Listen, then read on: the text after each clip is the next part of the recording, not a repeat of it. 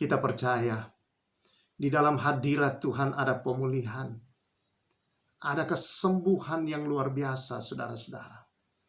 Ada kuasa Allah yang dahsyat membaharui kita. Hanya hadirat Tuhan dan dalam kuasanya, itulah yang memulihkan hati yang luka, yang hancur, memberikan pengharapan kepada orang-orang yang tidak punya pengharapan, dan memberikan kekuatan bagi yang lemah. Menaruhkan kuasa iman dalam setiap orang-orang yang mau datang dan percaya. Haleluya. Dialah harapan kita yang kita sembah.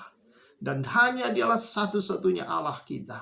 Dan dialah yang kita sembah. Dialah yang kita muliakan. Dialah yang kita agungkan dalam kehidupan ini. Oh, dialah Bapa yang tidak pernah meninggalkan. Bapa yang begitu mengasihi kita. Haleluya, haleluya, haleluya. Terima kasih Bapa. Kami percaya Roh Kudus menolong kami dalam segala hal. Mari Roh Kudus, urapan-Mu atas setiap anak-Mu, hadirat-Mu menyertai. Terima kasih Tuhan Yesus. Kami akan bersama-sama merenungkan firman-Mu. Hanya firman Tuhan menjadi kekuatan, menjadi penolong untuk menuntun dan membimbing di jalan hidup kami. Demi nama Yesus.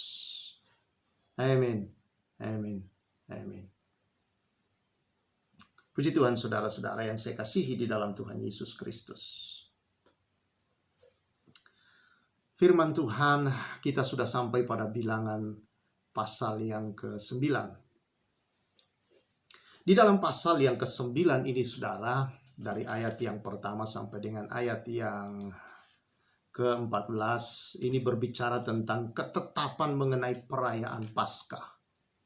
Dan ayat yang ke-15 itu berbicara tentang tiang awan memimpin perjalanan orang Israel. Nah, saudara yang saya kasih, kita membahas tentang Paskah. Bagi orang Israel, saudara-saudara, Paskah itu ditetapkan oleh Tuhan sebagai sebuah perayaan yang tidak boleh tidak dirayakan. Tidak boleh tidak dilakukan, saudara-saudara. Seperti ketetapan yang Tuhan berikan. Nah, dikatakan oleh Tuhan begini kepada Musa. Tuhan berfirman kepada Musa di padang gurun Sinai pada bulan yang pertama tahun yang kedua sesudah mereka keluar dari tanah Mesir. Orang Israel harus merayakan Paskah pada waktunya. Orang Israel dikatakan pada hari yang ke-14 bulan ini. Pada waktu senja haruslah kamu merayakan pada waktu yang ditetapkan menurut segala ketetapan dan peraturannya. Haruslah kamu merayakannya. Harus, saudara-saudara. Ya. Nah, saudara-saudara yang saya kasih di dalam Tuhan Yesus. Bagi bangsa Israel, Paskah mengapa sangat penting? Karena disitulah hari pembebasan bagi mereka. Disitulah saudara-saudara mereka mengalami kelepasan yang sesungguhnya. Mereka meninggalkan tanah perbudakan di mana mereka diperbudak kurang lebih 400 tahun mereka diperbudak di sana, saudara-saudara. Mereka begitu bergembira ketika mereka keluar dari sana. Mereka begitu bersukacita keluar dari sana, saudara. Dan itu hanya mungkin, saudara-saudara, karena perayaan terakhir malam itu yang mereka lakukan. Tuhan memberi perintah untuk memotong domba, saudara-saudara, dan memakannya, saudara-saudara. Dan darah dari domba itu dibubuhkan pada ambang pintu, di luar ambang pintu itu, saudara-saudara, supaya malam itu ketika malaikat maut lewat, tidak ada orang yang mati di dalam rumah di mana ada darah dibubuhkan pada ambang pintu. Jadi selain mereka, saudara-saudara, dilepaskan dari maut ini, saudara, mereka bebas dari maut, mereka juga, saudara-saudara, bebas dari perbudakan. Dan malam hari itulah, saat itulah, Firaun meminta mereka keluar dan meninggalkan tanah Mesir. Saudara yang saya kasihi di dalam Tuhan. Ketika Tuhan menetapkan ini di Gunung Sinai, saudara-saudara, sebagai perayaan yang tidak boleh tidak dilakukan oleh siapapun, dikatakan di sana ada orang-orang Yang sesuai dengan ketetapan saudara-saudara bahwa orang-orang yang najis, salah satu orang yang najis saudara adalah orang yang dikatakan bahwa orang ini karena mayat. Orang najis bersentuhan dengan mayat, saudara-saudara. Nah, dinyatakan dia najis. Tidak boleh ikut dalam ibadah-ibadah pertemuan-pertemuan, saudara-saudara. Tetapi ketika perayaan Paskah, mereka datang kepada Musa dan berkata begini, atas dasar apakah kami tidak boleh ikut merayakan Paskah? Memberi persembahan. Lalu kemudian Musa berkata, oke, nanti saya lapor Tuhan dulu ya. Nah, penting ini saudara-saudara ya. Dalam hidup ini jangan kita cepat mengambil keputusan sendiri. Lapor Tuhan itu penting. Ya, kita penting menantikan Tuhan. Selain kita taat peraturan Tuhan, kita belajar menantikan Tuhan, saudara. Nah, saudara-saudara, lalu tuh Musa berkata, saya tanya Tuhan dulu. Lalu kemudian Tuhan berfirman apa? Mereka boleh melakukannya. Bahkan orang-orang yang tidak najis, namun dia sedang berada di perjalanan nantinya, saudara-saudara, kelak perayaan ini harus tetap dilakukan. Bagi mereka yang tidak najis dan tidak melakukannya, karena dia di perjalanan atau karena alasan lain, maka orang itu harus dilenyapkan. Wow, betapa penting perayaan itu, saudara. Betapa penting mengingat itu. Betapa penting akan Paskah itu, saudara-saudara. Bagi bangsa Israel dan bagi Tuhan. Apa yang kita belajar dari sini, saudara? Kita belajar melihat dari sini. Bagi kita, di zaman anugerah ini perjanjian baru, kita tahu bahwa Paskah yang kita peringati itu adalah hari kemenangan. Di mana Kristus, saudara-saudara, menang atas maut. Di mana Kristus, saudara-saudara, menang atas dosa. Di mana Kristus menang atas kuasa iblis, kuasa kegelapan, saudara-saudara. Dia bangkit dan mendedikasikan kemenangan itu kepada kita. Itulah sebabnya kita disebut lebih dari seorang pemenang. Yesus yang berjuang melawan maut, Yesus yang berjuang melawan dosa, Yesus yang berjuang melawan iblis, saudara-saudara. Ketika dia memenangkan peperangan itu, kemenangan itu diberikan kepada kita, saudara-saudara. Jadi adalah satu hal yang indah untuk senantiasa kita mengingat dan tidaklah salah merayakan kemenangan itu.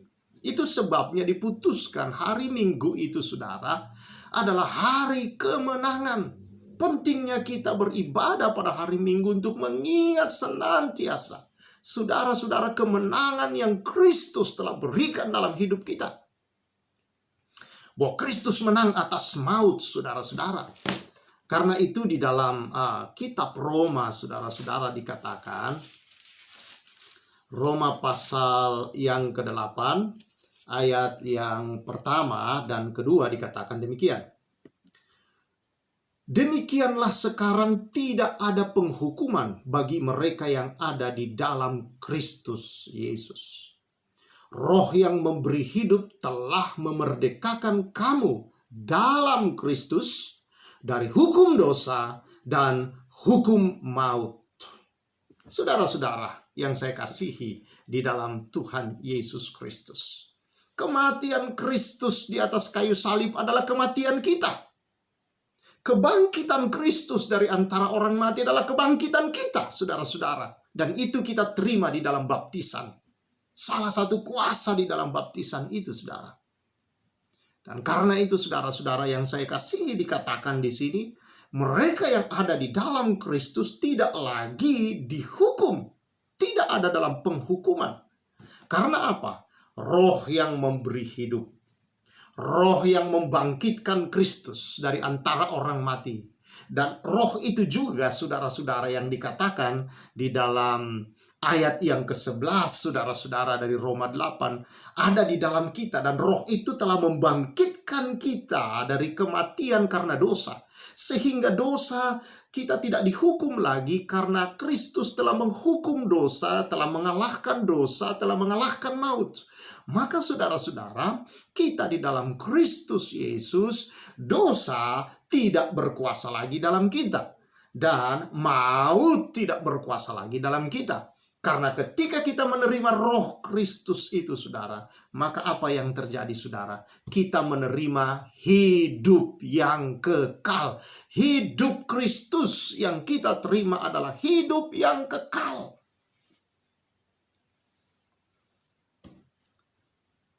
Jadi ketika kita meninggalkan dunia, kita tidak lagi masuk dalam maut, saudara-saudara, alam maut. Karena apa? Kita masuk dalam hidup yang kekal bersama Tuhan Yesus Kristus. Yang telah mendahului kita sudah berada di sana. Saudara-saudara, menyiapkan tempat itu bagi kita semuanya, saudara-saudara. Dan kita akan bersama-sama dengan Dia dalam kekekalan. Inilah saudara yang saya kasih, yang patut kita syukuri dalam hidup ini senantiasa untuk kita rayakan. Itulah pentingnya juga kita beribadah setiap hari Minggu. Itulah pentingnya saudara-saudara untuk kita senantiasa bersyukur dalam hidup ini. Dan hal ini bagi bangsa Israel tidak boleh tidak dilakukan, tidak boleh tidak dirayakan. Yang tidak merayakan harus dilenyapkan, kata firman Tuhan sendiri kepada bangsa Israel dalam Bilangan pasal yang ke-8 itu, saudara-saudara. Kalau saudara membaca seterusnya dalam pasal 8 itu, saudara-saudara, saudara akan menemukan di sana bagaimana Tuhan meminta supaya di dalam pasal yang ke-9, maksud saya, supaya mereka yang tidak merayakannya, saudara, itu akan mengalami apa yang kita sebut dibinasakan. Karena itu saudara-saudara yang belum mengalami Paskah, belum mengalami kuasa kebangkitan Kristus, saudara yang belum percaya dan mengalami Kristus dalam hidupmu, kalau engkau mau hidup berkemenangan dalam hidup ini, bukan akan menang tapi sudah menang. Hari-hari yang kita jalani, saudara, perjuangan bukan untuk menang, saudara. Sekali lagi saya katakan, bukan untuk menang, karena kita adalah umat yang lebih dari pemenang. Kita berjalan dalam kuasa kemenangan. Dikatakan kita berjalan di jalan kemenangannya Tuhan, yang telah menjadikan kita lebih dari seorang pemenang. Kita berkendaraan, kata Yesaya, adalah kendaraan kemenangan.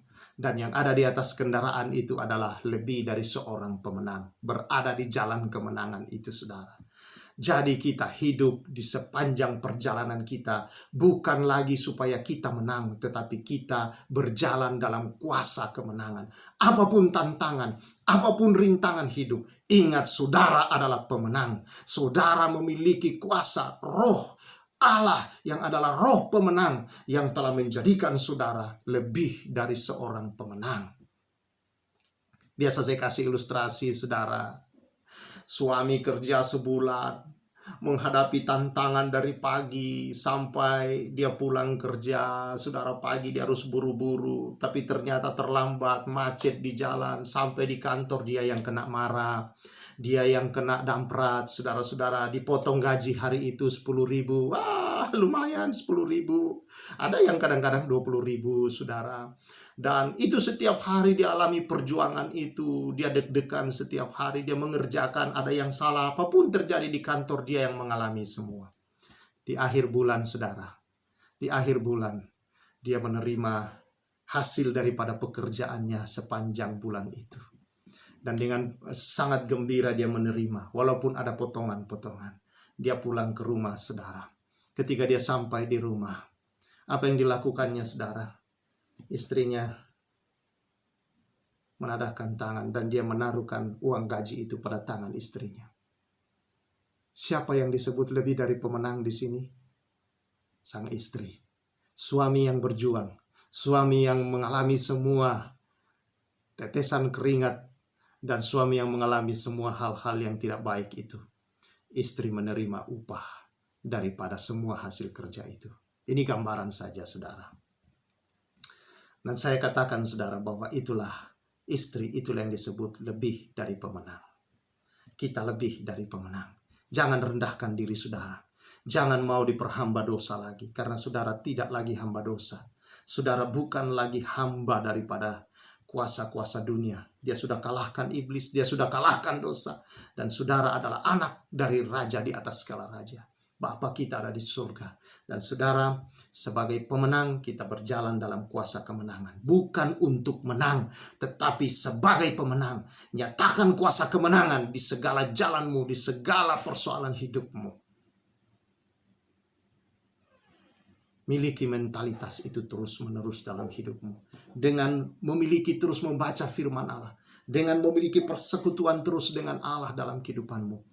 Maka saudara-saudara, kehidupanmu adalah kehidupan yang terus-menerus berjalan di jalan kemenangannya Tuhan. Dan berkendaraan dengan kendaraan kemenangan. Di dalamnya yang berkendara adalah kita. Lebih dari seorang pemenang. Puji Tuhan. Tuhan sudah menyembuhkan saudara. Tuhan sudah membebaskan saudara. Tuhan sudah melepaskan engkau. Tuhan sudah membaharui engkau. Haleluya, saudara-saudara. Dia sang pemulihmu. Dia sang pembaharumu. Haleluya. Karena itu, ingat. Rayakan Paskah di setiap hari-harimu. Rayakan kemenanganmu setiap hari, saudara-saudara. Ingat, Tuhan mau supaya kita tidak tinggal sebagai orang yang kalah. Tetapi Tuhan sudah jadikan kita sebagai seorang pemenang. Lebih dari seorang pemenang. Hidup di dalam itu, saudara. Dan biar nama Tuhan dimuliakan senantiasa. Haleluya, haleluya, haleluya. Di saat ku menyembahmu, kuasamu bekerja, hatiku dipulihkan, tubuhku disembuhkan, biar hadiratmu terus bersamaku. Ku tahu engkau telah menyembuhkanku. Oh Yesus, di saat ku menyembahmu, kuasamu bekerja, hatiku dipulihkan, tubuhku disembuhkan, biar hadiratmu terus bersamaku. Ku tahu engkau telah menyembuhkanku.